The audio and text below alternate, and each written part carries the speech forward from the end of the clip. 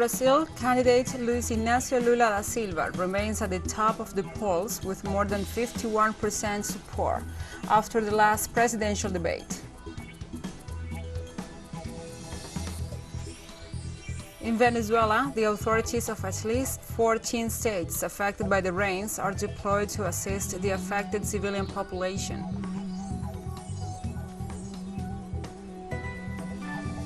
And Russia suspended its participation in the United Nations brokered Black Sea grain deal after a major Ukrainian drone attack on its fleet in Crimea.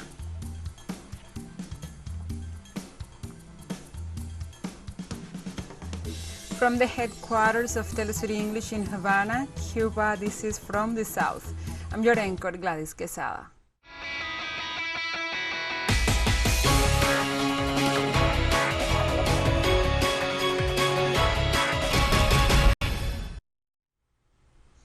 And now we begin with the news. In Brazil, candidate Luis Inácio Lula da Silva remains at the top of the polls with more than 51% support after the last presidential debate. The polling firms Quest and the Intel Atlas Institute agreed on Saturday that former President Luis Inácio Lula da Silva will defeat President Jair Bolsonaro in view of Sunday's runoff election. Atlas Intel polls show that Lula received 51.1% of positive mentions in social networks compared to 33.7% for the current president. Meanwhile, Quest survey gave 51% to the candidate Lula da Silva against 49% for Bolsonaro, within the group of voters who did not choose either candidate during the first electoral round. Taking into account the entire universe surveyed, Jair Bolsonaro collected 64% of negative intentions and mentions and 36% of the positive ones.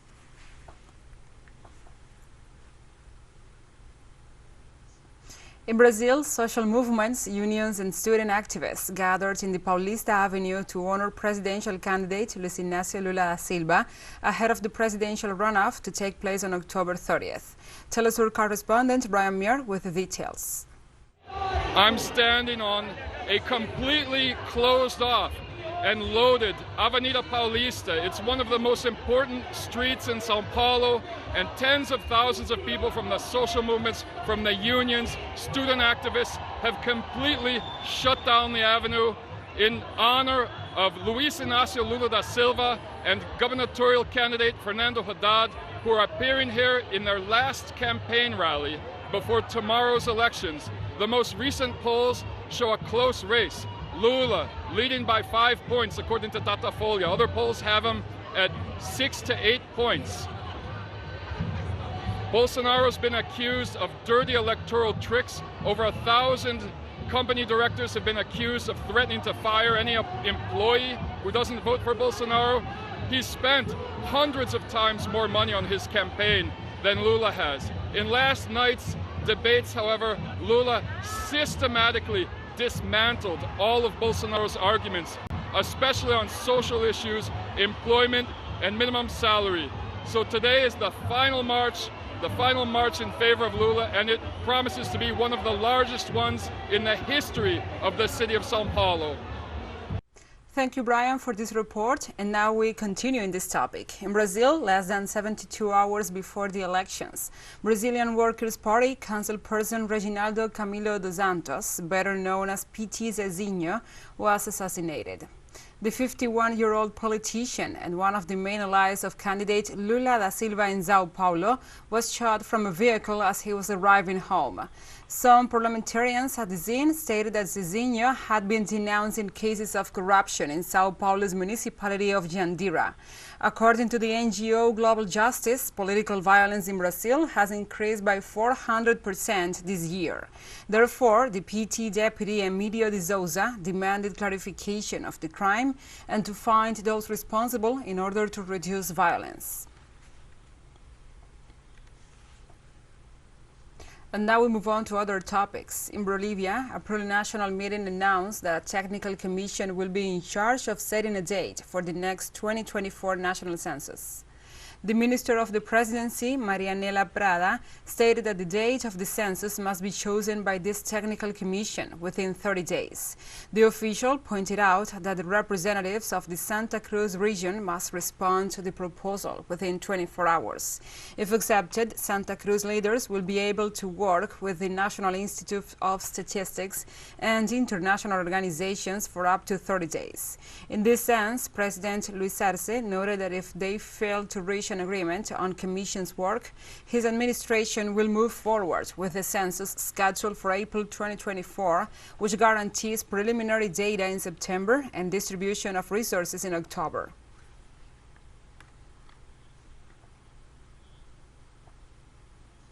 A Haitian politician has been shot dead outside his home as international concerns intensify over the gang violence, political turmoil, and a humanitarian crisis that have seized control of the country.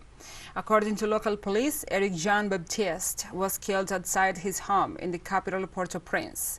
He was the leader of the Rally of Progressive National Democrats, a minor political party in Haiti, and launched a long-shot presidential bid in 2016.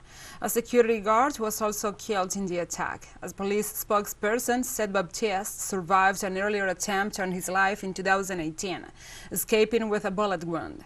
The assassination is the latest killing in a country overtaken by violent gangs and came a year after the nation's president, Jovenel Moïse, was murdered.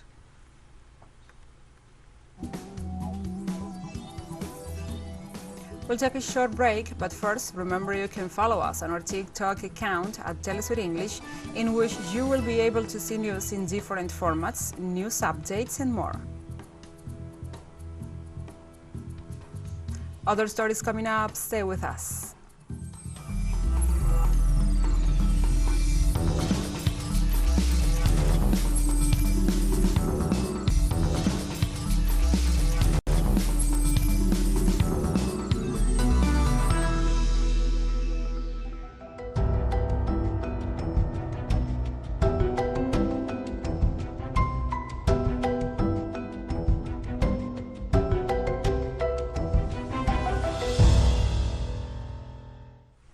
Welcome back to From the South. Venezuela's government officials remain deployed to assist the population after the impact of heavy rains. The authorities of at least 14 states affected by the rains are deployed to assist the affected civilian population.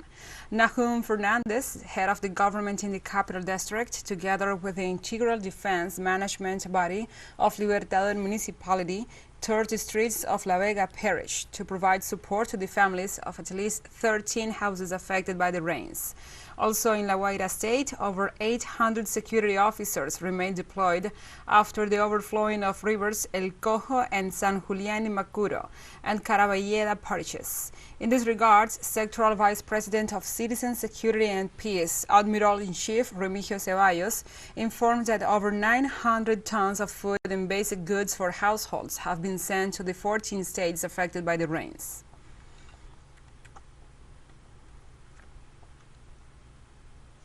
In the Dominican Republic, heavy rains persist due to the effects of a deluge that affects the northeastern Atlantic and the southern Caribbean Sea. The country's National Office of Meteorology forecasted heavy rains will continue in at least 10 provinces, as well as in the central region and the border zone. Given this outlook, the National Office of Meteorology keeps under alert the territories of San Pedro de Macorís, La Romana, Monte Plata, El Ceibo, La Altagracia, Atomayor, San Cristóbal, Peravia, and El Gran Santo Domingo. Meanwhile, it is expected that rainfall continue throughout Sunday as environmental conditions are still favorable to them.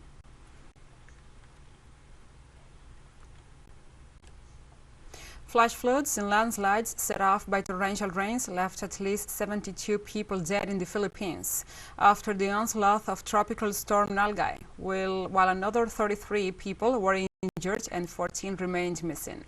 Citing reports from mayors, governors, and disaster response officials, at least 42 people were swept away by rampaging floodwaters and drowned or were hit by debris-filled mudslides in 3 towns in Maguindanao province from Thursday night to early Friday.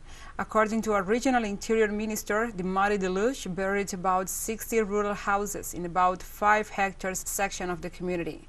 Government forecasts said the wide-range bands of Nalgae, the 16th storm to hit the Philippine archipelago this year, enabled it to dump rain in the country's south even though the storm was blowing on the farther north.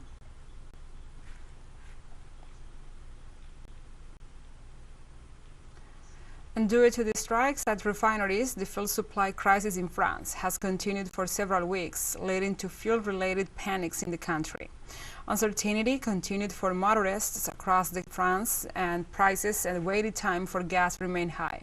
More union-led industrial actions are expected across the nation in the coming weeks, as employees from a wide range of sectors demanded a raise in salary to compensate for the high inflation that France is experiencing.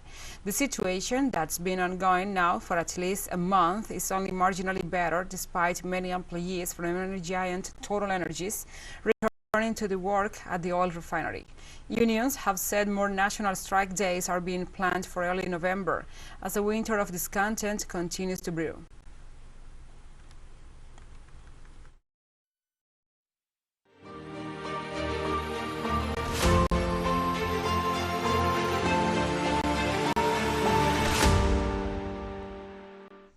Now we move on to other topics. Russia on Saturday suspended its participation in the United Nations brokered Black Sea grain deal after a major Ukrainian drone attack on its fleet in Crimea.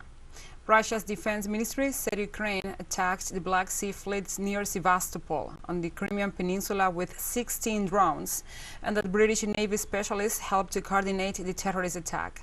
The ministry said in a statement that Moscow's side suspended participation in the implementation of agreements on the export of agricultural products from Ukrainian ports as a result of the latest attack. Meanwhile, Russia's Deputy UN Ambassador Dmitry Polyansky said his country will officially notify UN Secretary General Antonio Guterres shortly of its suspension of the Ukraine Black Sea grain deal.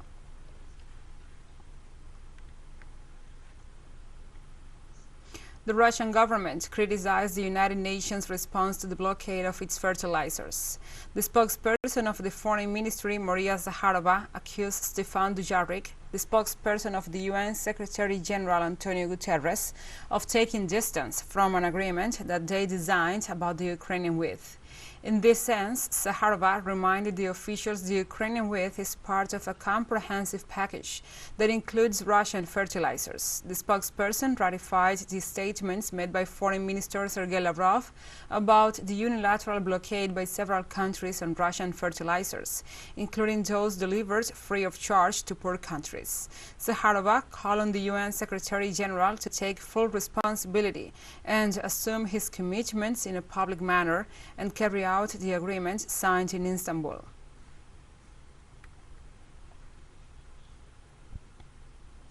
Russia's defense ministry on Saturday accused the British Navy personnel of being involved in the explosions at the Nord Stream gas pipelines last month. The defense ministry said that according to available information, representatives of a unit of the British Navy took part in the planning, provision and implementation of a terrorist attack in the Baltic Sea on September 26, blowing up the Nord Stream 1 and the Nord Stream 2 gas pipelines. The defense ministry also added that British specialists from the same unit directed Ukrainian drone attacks on ships of Ukrainian Black Sea Fleet in Crimea earlier on Saturday, which were largely repelled by the Russian forces.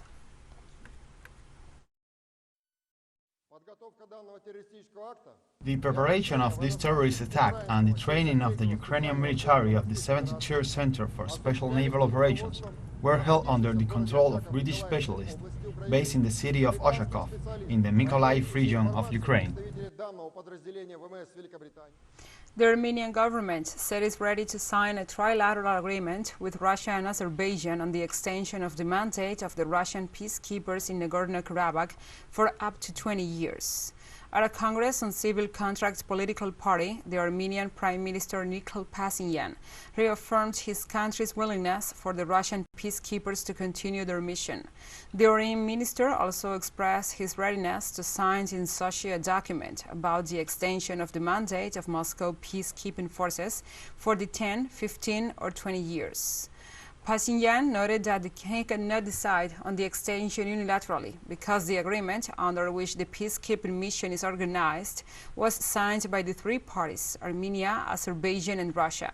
Meanwhile, the Kremlin press service announced that the president of Russia and Azerbaijan, as well as the prime minister of Armenia, will hold a trilateral meeting on Sochi on October 31st.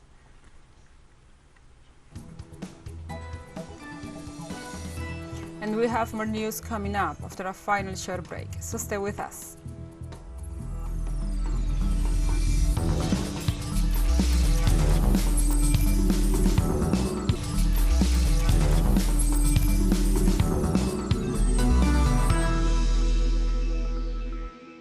Welcome back to From the South. Hong Kong Customs on Saturday seized about 1.8 tons of liquid methamphetamine, with an estimated market value of about $1.1 billion. This is the largest on record among the methamphetamine cases detected by Hong Kong law enforcement and the agencies in the country's history, in terms of the seizure amount and the market value. Customs officers on Saturday inspected a seaborne consignment declared as carrying coconut water arriving in Hong Kong from South Africa. The Customs Department's Drug Investigation Bureau found that it contained about 7,000 bottles of paper packaging coconut water, nearly 2,000 bottles of which had suspected liquid methamphetamine concealed inside. Officials confirmed an investigation is ongoing at the time.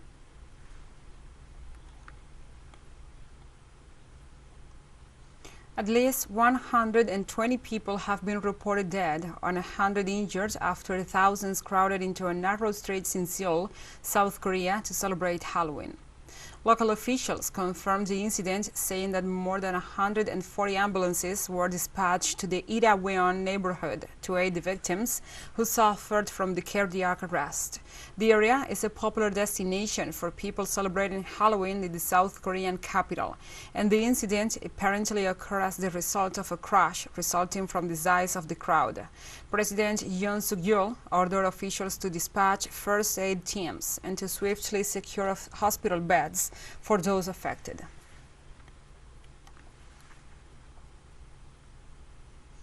The Lebanese Ministry of Health recorded on Saturday 3 new cholera cases in the past 24 hours, taking the tally to 371. The Health Ministry also confirmed a new death from the infection, raising the toll to 16. This is Lebanon's first cholera outbreak since 1993. The disease had already spread in neighboring Syria. Meanwhile, Interior Minister Bassam Mawlawi issued a statement asking governors of all districts to fully monitor the implementation of water treatment and tighten their supervision on all sources of water.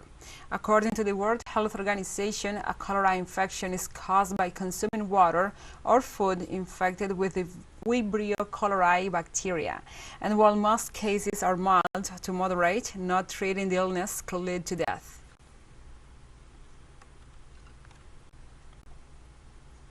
Syria's permanent mission to the United Nations underlined its inalienable right to recover the Upper Golan. Syria's permanent representative to the United Nations, Bassam al-Shabag, denounced during a Security Council meeting on the situation in West Asia the continuing Israeli invasion of Syrian Golan Heights, a fact that represents a serious violation of international law. In this regard, the diplomat denounced the direct and repeated Israeli attacks aimed at weakening the fight against extremist gangs.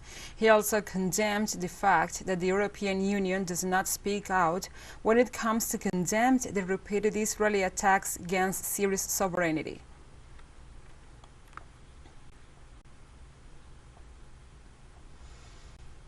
On Saturday, 2 car bomb explosions at the Education Ministry in Somalia's capital, Mogadishu, left scores of people wounded and several presumably dead. The first explosion hit the Ministry of Education. Then, the second blast occurred as ambulances arrived and people gathered to help the victims. There was no immediate claim of responsibility for the attack, but the Islamist group Al-Shabaab remains a potent force despite multinational efforts to degrade its leadership. Fighters from the group were ousted from the Somali capital Mogadishu in 2011, but they continue to stage attacks on military, government, and civilian targets. The group last week claimed responsibility for an attack on a hotel in the port city of Kismayo that killed 9 people and wounded 47 others.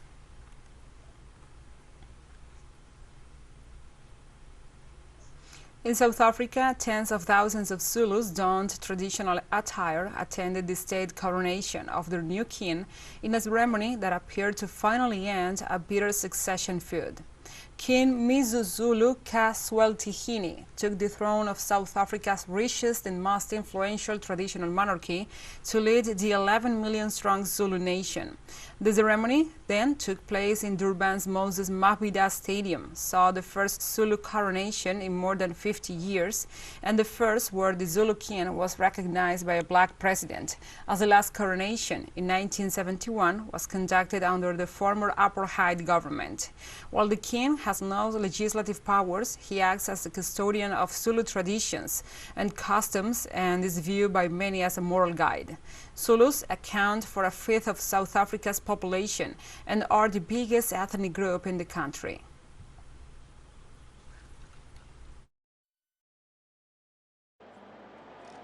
I understand that history has chosen me at this time when the Zulu and other nations are facing several challenges.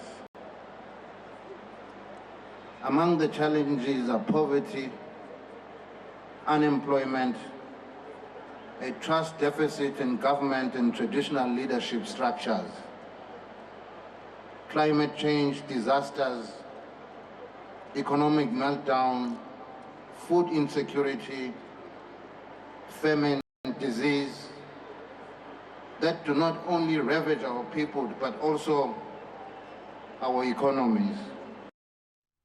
And we have come to the end of this news brief. But remember, you can find this and many other stories on our website at telesurenglish.net.